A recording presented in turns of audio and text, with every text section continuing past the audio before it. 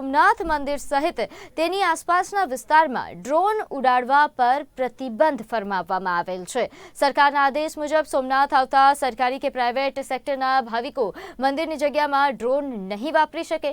Somnath police દ્વારા પણ આ બાબતે હોટેલ એસોસિએશનના તમામ સંચાલકોને સૂચના આપવામાં આવી છે। તે મુજબ હોટેલમાં રોકાયેલ વ્યક્તિ સોમનાથ મંદિર સહિત તેની આસપાસના વિસ્તારમાં ડ્રોન સાથે પકડાશે તો હોટેલ માલિક પર કાર્યવાહી થશે।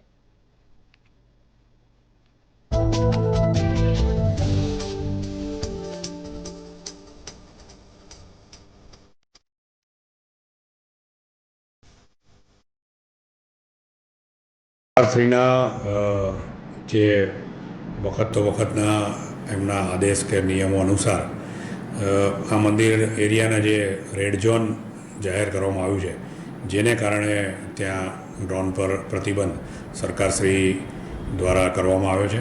એટલે મંદિર એરિયા તેમજ આસપાસના એરિયાને જે રેડ ઝોન, યલો ઝોન એવી રીતના અલગ અલગ ઝોન દાખલ કરવામાં આવ્યા છે અને મંદિરના એરિયાના રેડ ઝોન હોય ત્યાં ડ્રોન ઉડાડવાનો પ્રતિબંધ છે।